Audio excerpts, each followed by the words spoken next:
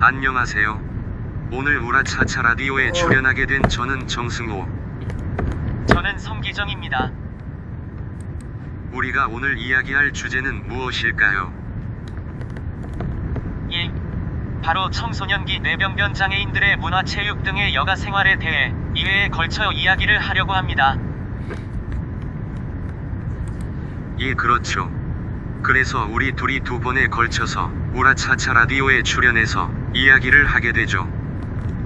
그럼 먼저 이야기할 내용은 무엇일까요? 네, 바로 전동 휠체어 축구입니다.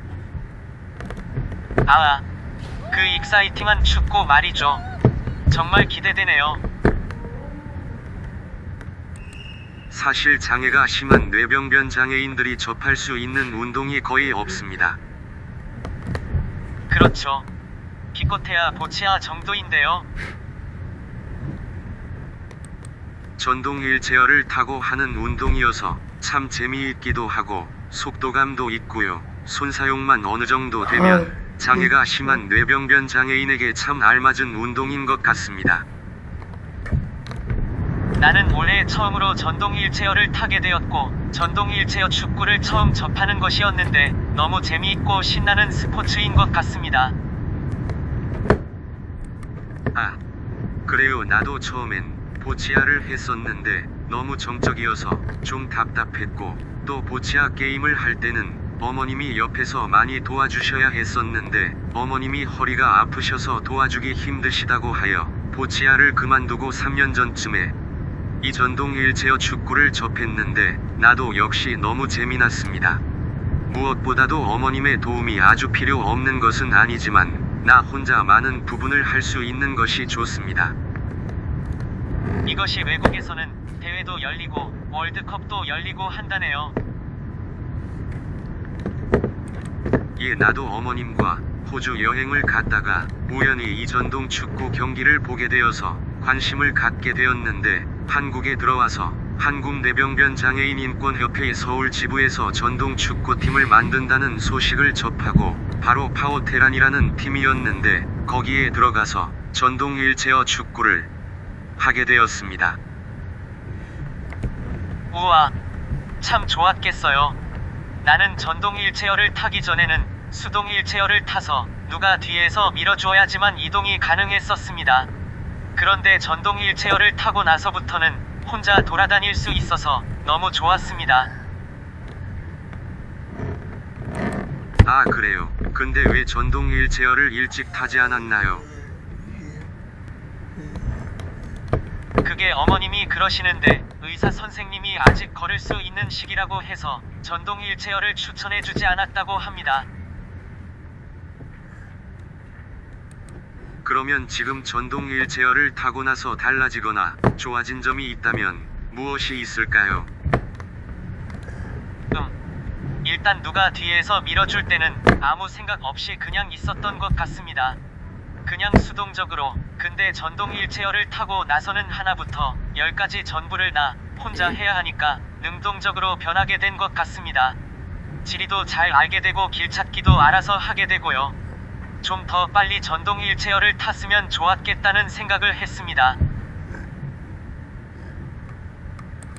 아, 그랬군요. 잠깐 이야기가 샜습니다. 이제 우리가 이야기하기로 한 전동 축구 이야기를 한번 해보도록 하죠. 우선 전동 휠체어 축구를 하면서 무엇이 좋았을까요? 번갈아 가면서 이야기를 해보도록 해요. 나는 일단 친구들과 함께 전동 휠체어 축구를 하기 위해 스스로 경기장까지 찾아가는 것부터가 너무 좋았습니다. 그리고 용인이나 이런 먼 곳에서 오는 친구들과 함께 하는 것도 너무 신났고요. 전동 휠체어 축구를 하면서 막 휠체어로 공을 몰아가고 그 공을 골대에 넣기 위해 이리저리 드립을 하는 것도 좋았고요. 전동 휠체어를 좀 더 내 맘대로 운전을 할 수가 있게 된 것도 너무 좋았습니다. 네, 맞습니다. 나도 아까 이야기하였듯이 정적인 보치아보다는 동적인 전동 휠체어 축구가 더 재미있는 것 같습니다. 그리고 친구들과 경기장에서 집에까지 함께 가는 것도 조금 시간은 오래 걸려도 재미가 있었던 것 같습니다. 우리끼리 가보지 못한 곳도 막 가보고 재미있는 구경도 하고 공원에서 놀기도 하고요. 집에만 있을 때 보다 너무 즐겁습니다. 자, 그러면 조금 아쉬운 점에 대해서 한번 이야기해 볼까요? 집 나가면 고생이라지만 젊어서 고생은 사서 한다는 속담도 있어서 우리는 아직 나이가 젊어서 많은 것들을 겪어보고 경험해봐야 한다고 생각합니다.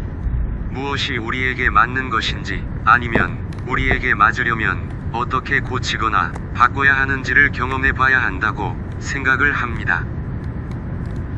그렇긴 하지만 우리가 경기를 하기 위한 장소를 구하기가 너무 어려운 문제도 있고요. 복지관이나 체육관 같은 곳에서 잘 빌려주지 않잖아요. 네, 맞습니다. 그래서 찾은 곳이 뚝섬 유원지인데 야외이다 보니 더운 날씨에 땡볕을 맞고 경기를 하는 것도 그렇고요. 비가 오거나 하면 경기가 불가능하죠.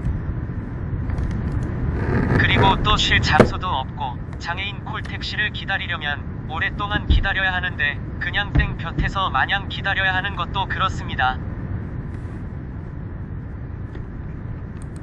전동 휠체어 축구 경기를 하지 않는 친구나 이제 막 시작하는 친구들을 위한 연습 공간이나 휠체어를 운전 연습할 수 있는 공간도 있으면 참 좋겠지요. 우리 어머님들이 그런 공간을 만들기 위해 서울시민참여예산에 사업비를 신청했는데 신청한 예산이 100% 반영이 안 되어서 많이 아쉽기는 합니다. 그러게요. 어쨌건 공간의 문제는 50% 정도 해결이 되었다고 볼 수 있는데 문제는 또 있습니다. 네, 바로 전동 휠체어와 경기용품입니다. 외국의 UCC 영상을 보면 휠체어가 경기용으로 따로 제작이 되는 것 같습니다. 회전 속도와 안전바 등등 가격이 한 대에 약 1,500만원 정도 한다고 합니다.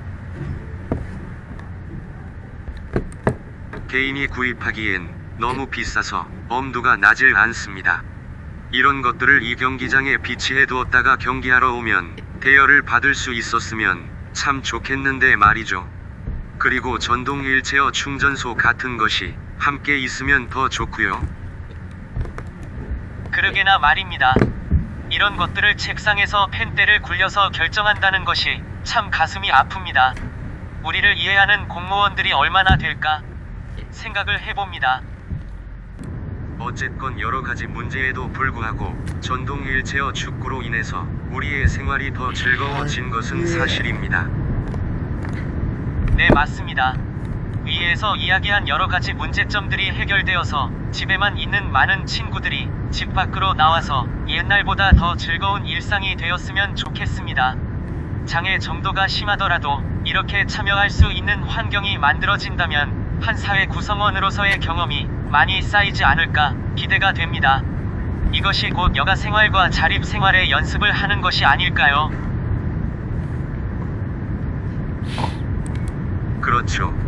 자, 그러면 오늘은 여기까지 이야기하고 다음 방송을 기약하도록 하겠습니다. 네, 다음 내용은 장애 청소년 청소녀의 여러 문화 여가 생활에 대하여 이야기하는 시간을 갖도록 하겠습니다. 다음 방송에서 만나요. 제발.